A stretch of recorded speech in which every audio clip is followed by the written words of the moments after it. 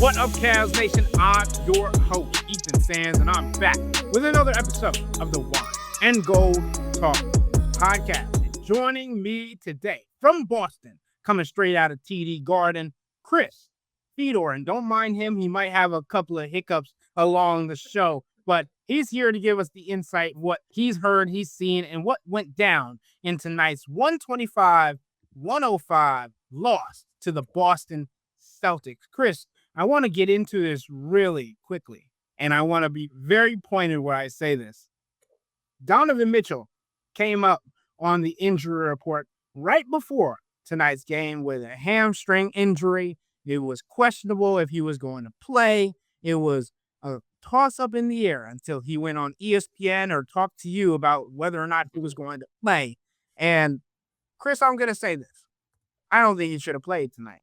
Sure, he got out to a great start in the first quarter. He was able to put up numbers. He had 12 points, 4 of 4 from deep. But after that, he had 3 points for the remainder of the contest, and he did not look like himself. And we're talking about a team that has been overly cautious with all injuries this season, but dating back to last year as well. And we know that there is a larger plan for this team, particularly Donovan Mitchell, in getting him to the playoffs. I do not think the decision to play Donovan tonight was smart. I think there were other options. I think there was a chance to see what Evan Mobley would have looked like without him. And sure, the offense in itself was clunky tonight without Darius Garland, Max Strus, and Sam Merrill. So, of course, Donovan Mitchell wanted to play. But I think this is a situation where you got to save your player from himself, especially this early on into the season. I think if the Cavs and Donovan felt like, Ethan, there was any chance of further injury or aggravating the injury or whatever the case may be, something that would cause him to miss a few games here in the next couple of weeks or something like that, then I definitely think he would have taken a cautious approach, and I think the Cavs would have taken a cautious approach. But I think it was just precautionary from the very beginning, just minor tightness in his hamstring. And it wasn't something that they were overly concerned about. Jesus Christ, these hiccups are ridiculous. And I get these hiccups, and I'm telling you, man, like, they last hours. I have been known to have hiccups for 4 straight hours, and they're so uncomfortable. They're so violent. My head goes bopping back and forth. So I'm going to continue to try and do this as best I can. I one time got the hiccups, actually, in the last 30 minutes of a radio show that I was doing. There was no way for me to do anything. There was no saving me. It was a solo radio show. I couldn't just have dead air. I just kind of like had to go through it. And I'm hoping doing this, I'll just talk my way through it. Or maybe something will startle me outside or something like that. I don't know. I've tried everything. But I think with Donovan, again, if it was an injury that threatened his well-being or his fitness or his ability to play in the next couple of games, I definitely think they would have held him out. The sense that I got in talking to him pregame and talking to him after the game, there probably is some hamstring tightness, but it's more heavy legs. This is the 3rd game in 4 nights for the Cavs.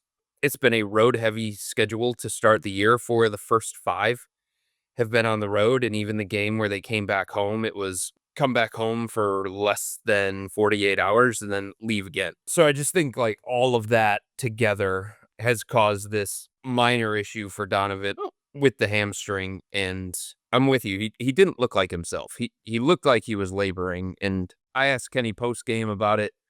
I asked Donovan if he re-aggravated it or if there was anything that got worse as the game went on after the first quarter, because he was great in the first quarter. He made every single 3 that he took. He was doing the things that he usually does against the Celtics. The Celtics are a team that he historically has played well against. Playing in the TD Garden has historically been a really good place for him. But I just think, to me, it did look like he was laboring, but the way that he explained it, as I said, is more heavy legs than hamstring tightness or something that was bothering him enough that would have held him out of the game. It's obvious to what the Cavs are trying to do when it comes to his minute load, obviously in the beginning of the season, trying to prepare him more so than they did last year for the playoff, the vigorous amount of minutes that he was going to play. He played 36 minutes in New York. He played 35 minutes in Brooklyn. He played 33 minutes in Milwaukee. He played 29 minutes in Detroit, and he didn't even play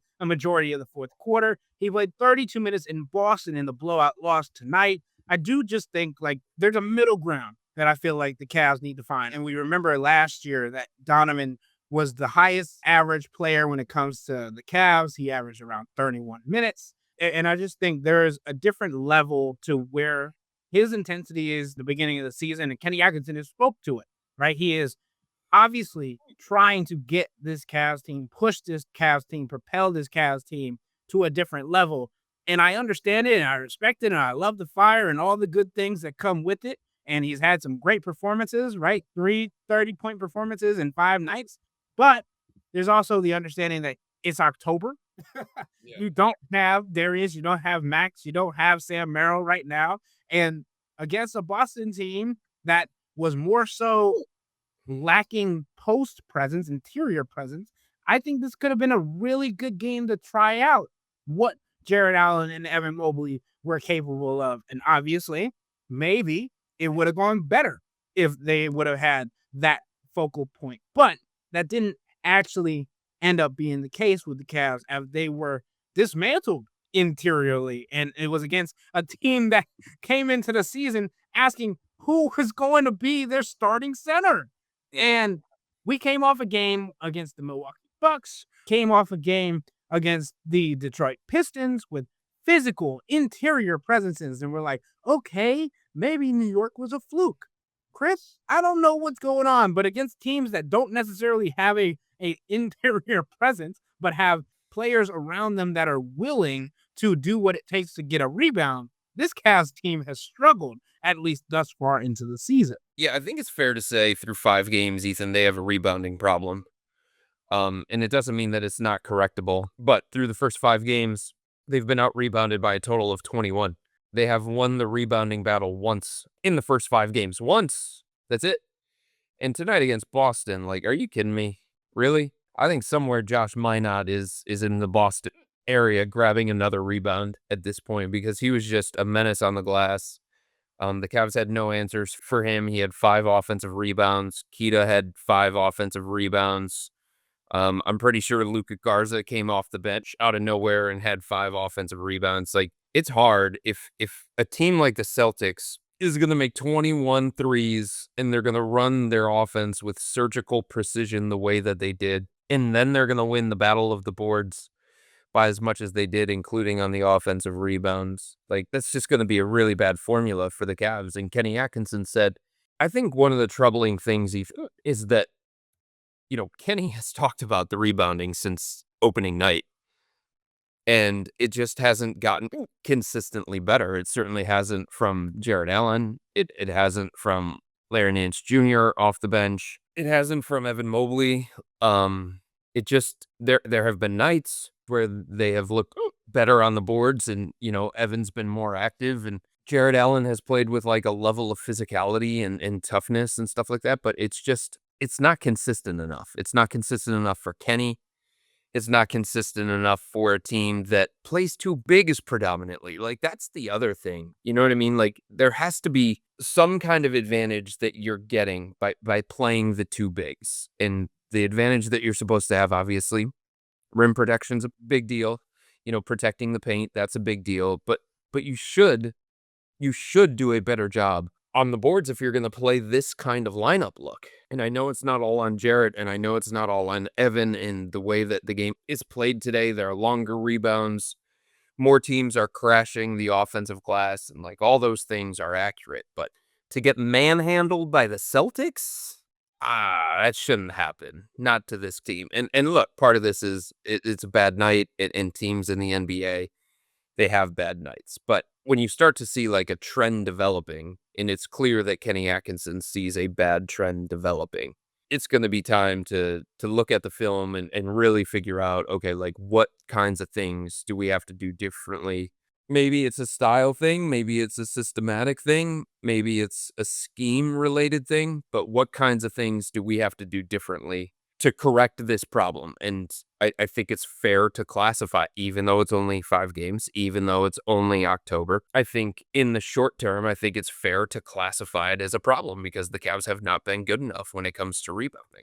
If you're not going to be good at rebounding, you need to somehow make an impact in some capability on the floor, right? And Jared Allen and Evan Mobley, that's also attacking the post on the offensive end of the floor. And I think, particularly for Evan Mobley, this is a player who we've been talking about trying to figure out how he can make an impact on that end of the floor and answering the questions of the early season struggles of you having more offensive initiation responsibilities, more creation responsibilities, more just usage of the ball in your hands and trying to get active offensively. And it feels like Evan Mobley has resorted to what he thinks the Cavs need rather than what has been successful for him in the past. Because 2 of 8 from three, not necessarily what you need from him. 7 of 19 from the field.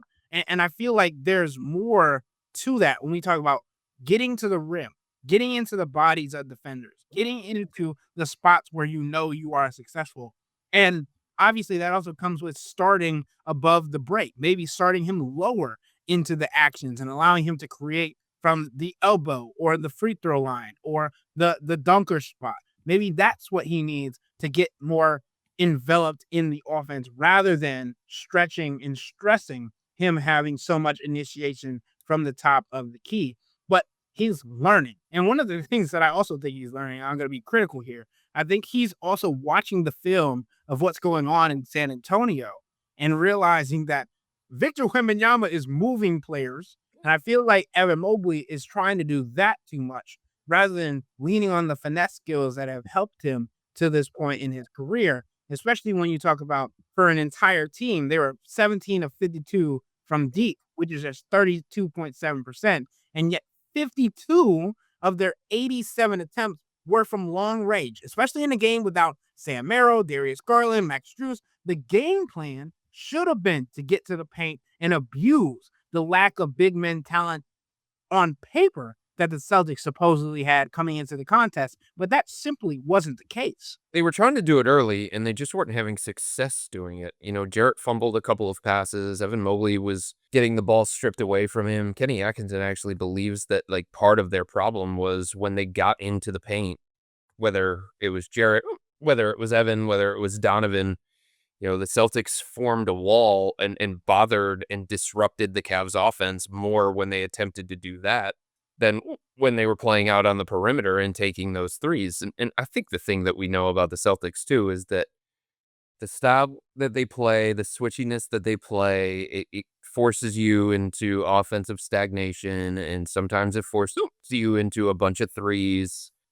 But I agree with you. Like I think this thing with Evan is clear growing pains, and I think Evan is just going to have to work through it. And I don't want to sit here and classify and say that the Cavs are not trying to win games because they are, but I think that they're at a point and they're different from some other teams where I think the line of demarcation is they're not trying to win at all cost. They're keeping the big picture in mind. And even though this Evan Mobley experiment on the offensive end so far has not yielded the kinds of results that the Cavs would want, they're just not in a place where they feel like it would benefit them to go away from it.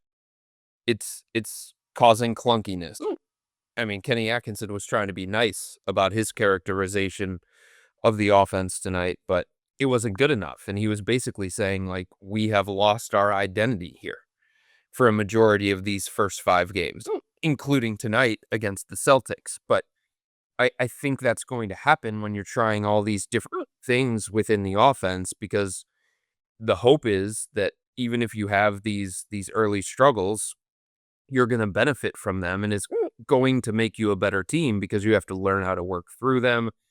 And because if it comes together the way that the Cavs envision that it will, then all of the sudden they'll have like another reliable, consistent source of offense that is different than what it has been in the past. And it just provides a different offensive dimension to them. So I think even though it looks wonky, even though it feels like they've lost their identity for the most part in the first 5 games, I think they're okay with it to some degree because it's in their mind, it's just short-term pain for long-term game. Now, like if it gets to a point where the Cavs are deep into the season, the playoffs are closing in, and the Evan Mobley is a big time focal point offensively, if that's not working, if that's not in the best interest of the Cavs winning games, then maybe they reconfigure some things and they rethink their approach. But I don't think it's a coincidence, Ethan, that 2 of the highest usage games of Evan Mobley's entire career, not just this season, are some of the ones where the Cavs just didn't look like themselves offensively because it's just not what we're used to seeing. It's not what we grew accustomed to last year when the Cavs were overwhelming opponents and they had this historically great offense.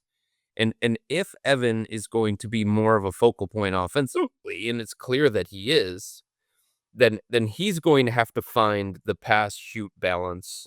And it's going to have to be more of a balance than certainly what it has been at the beginning of this season. Yeah, Chris, and I don't want to make you suffer too much longer. So we It's outrageous, isn't it? Like, it doesn't matter how much I talk. It doesn't matter what I do. I've been holding my breath in between. Like, I'm doing whatever I can, and I just, like, it's not working. well, here's my last take on this, and we'll get us out of here. Try and scare me. I'm gonna turn off the I'm gonna turn off the podcast, and then all of a sudden the hiccups are gonna go away or something like that. I don't know. Well, I hope so for your sanity. But my last take on this episode and on this game is that over the last couple of games in particular, like the minutes from Jalen Tyson and Craig Porter Jr. Obviously, Jalen Tyson stepped in for an injured Sam Merrill in tonight's game, playing alongside Donovan Mitchell, DeAndre Hunter, Evan Mobley, and Jared Allen. And we've known that Kenny Atkinson and this staff likes to get Jalen more minutes next to high level players. They like to test where he's going to be, obviously this season, but also in a few years as well. He was 8 of 11 for the field, 2 of 5 from 3, had 19 points, 5 rebounds, and he was pesky defensively, had 3 steals, ultimately resulting in him fouling out with 6 fouls. But Craig Porter Jr. also played 22 minutes, 2 of 4 from the field, 2 of 3 from deep. I'm very much enjoying how his game is developing, especially his 3-point shot, 4 assists. And I just think these 2 guys are going to be important, especially if Sam Merrill's out for a while. Don't know exactly how much longer Darius Garland's going to be out, but the defensive pressure, and that's something that we've talked about a lot this season when we talk about how the Cavs are getting up into offenses in the backcourt, guarding 94 feet. Jalen Tyson and Craig Porter Jr. are 2 of the mainstays in that kind of system. And I think it's very important to what the Cavs are doing and what they're going to have to do when it comes to slowing offenses down, particularly if they're going to continue to struggle on that end of the floor. Forcing the teams to work with later into the shot clock is going to help them look less bad when it comes to this part of the season, especially when we talk about how they've looked to start the year outside of their game in Detroit, where they were stellar. It hasn't been consistent on either end of the floor for this team after 5 games into the 2025-2026 season. Well, Donovan after the game said that Jalen's performance was the highlight of the night. It's really like the one thing that Donovan was actually happy with. Now he did pull Craig aside before everybody left the locker room, and he told Craig, like, "Hey, I'm proud of you. You did good tonight too." But in his post-game scrum, he singled out Jalen Tyson and he called it the highlight of the night. And the more comfortable Jalen's gonna look, the better the Cavs are going to be, because like we can't lose sight, Ethan, of the fact, and this doesn't mean it's an excuse for everything that has happened for this team in the first 5 games, and certainly doesn't mean it's an excuse for, how did Kenny phrase it, getting 20 in your mug the way that the Cavs did against the Celtics tonight, a Celtics team that nobody thinks is going to be a legitimate title contender. Nobody thinks is going to be near the top of the Eastern Conference. So it doesn't excuse what happened tonight in the poor play that the Cavs had. But I think we can't lose sight of the fact that two very important pieces are still sidelined recovering from off-season surgery. And Sam Merrill missed tonight's game because he's got a hip contusion, and he could be looking at a multi-game absence with that. He wasn't well enough to go, and that's a big piece of this team when you're already talking about what they're missing. And if you take 3 of the top 8 out of their nightly rotation, and I thought Lonzo struggled tonight. I thought the minutes from Larry Nance Jr. were not so great. So if you take 3 of the top 8 out of your rotation and you don't get as much as you would like from Lonzo, and you don't get as much as what you would like from Larry, this team becomes really thin really quickly. And we can't lose sight of that because that plays part in how they perform, and it plays part in some of the wonkiness that we're seeing, some of the growing pains that we're seeing too. I mean, I think some of this offensive inconsistency that we're seeing in the first 5 games, part of it's going to be remedied when Darius Garland comes back. And you have another ball-dominant player that can break down defenses, that can get into the paint, that can cause havoc in a variety of ways. Sam Merrill missing. They lost a movement element to their offense. They lost some gravity. They lost some three-point shooting, certainly. Some offensive firepower. Like, all these things are real that the Cavs are dealing with. And that's why I think, from the very beginning, even going back to the preseason, Kenny Atkinson has labeled this team a work in progress. And I was talking to somebody in the NBA before the game, and we were on the court, we were watching Donovan warm up and stuff like that, and they were giving me their thoughts on what they've seen from the Cavs in the limited time that they've been watching them. And they wanted my thoughts on the Cavs too, like individual players and just the team as a whole. And I think the phrase that I used was just that. I said, this team is very much a work in progress. And they look through the first 5 games, including tonight against the Celtics, a team that is a work in progress that has some things that they need to figure out. And I think going into Friday's game, at the top of that list for everything that we've talked about on this podcast through all the hiccuping, at the top of that list is going to be rebounding. They have to get better at that because the belief is that is very much in their control.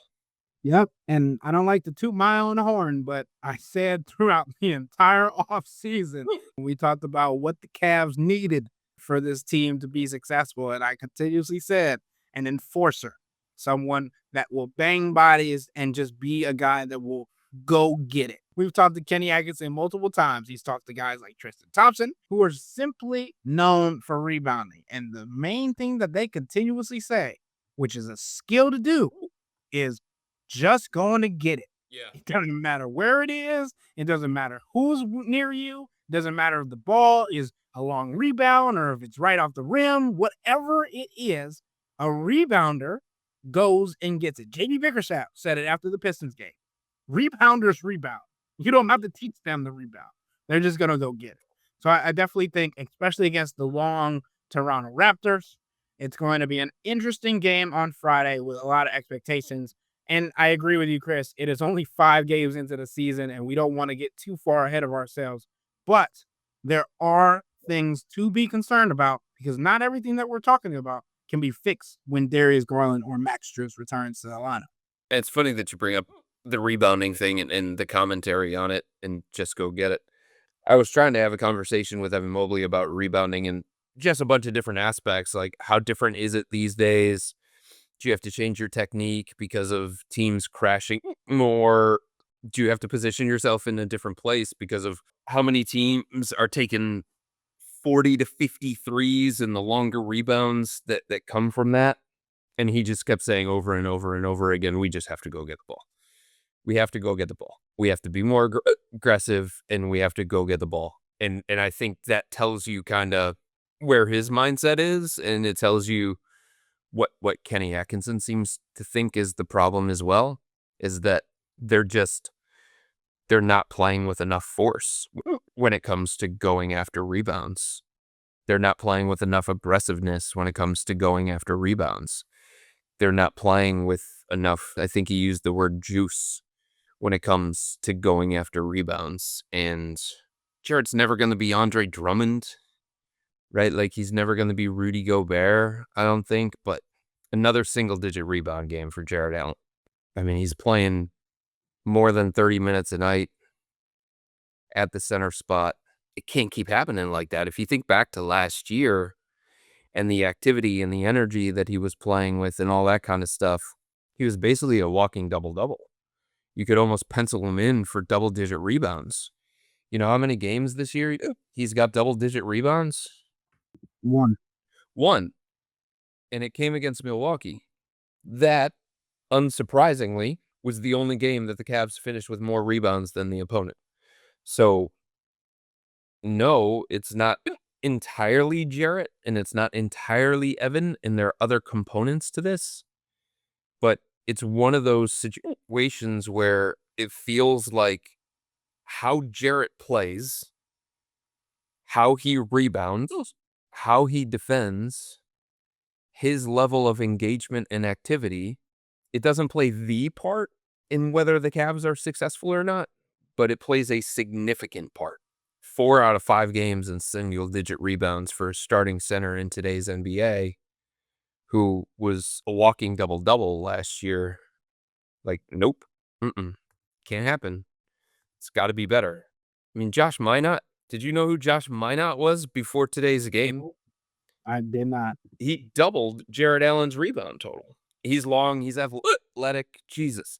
He's long, he's athletic. He's basically all arms and legs, but he was just more active. He was just more energetic. He was just more forceful. And the same thing with Keita and the same thing with Luke Garza. So it's interesting too, Ethan, because when they had the offense that they had last year, as prolific as it was, like some of these minor things kind of got brushed to the side because they just overcame whatever weaknesses they were showing because their offense was historically great. Like, yeah, we might have lost the rebound battle, but we still put up 120. We still put up 125. So, like, they could always lean on the fact that their offense was going to save them, or the 3-point shot was going to be the great equalizer and it was going to mask some of these flaws, stuff like that. And I just think, like, the way that they're currently constructed with what they're missing in this current state, some of these little things are going to show up more.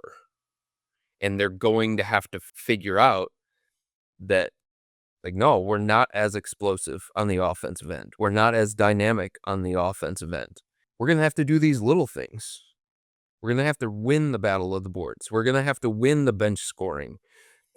We're going to have to force more turnovers than the other team. We're going to have to do, like, all these different things because our offense just isn't going to save us the way that it did most nights last year. And I remember last year we used to laugh at teams shooting 50 plus 3-pointers in a night. Right. Now the Cavs are the ones doing it. But that's a side note to how I wanted to end today's podcast. Obviously, we talked about and held accountable. That's the big thing, right? Evan Mobley and Jarrett Allen. Evan Mobley, this is a second game in a row where he finished with a double-double, 19 points, 11 rebounds. And yes, he still could have been better. There was a lot of things he could have done better in tonight's game. But Kenny Atkinson, when he talks about that rebounding, I watched the post-game press conference. He said, it's fixable. We can do it. If we lock in, we can do it. We've shown that we can do it. We did it. He didn't say this, but they did it against Giannis and Miles Turner. You can do it if that is a main focus. But he also said the rebounding was one of the number one things on their billboard coming into tonight's game. That was the number one. The number one. And that is what is alarming about tonight's performance. Because we talked about this on a recent podcast, Chris. When Kenny Atkinson sounds the alarm on something, he admits the very next game, they respond.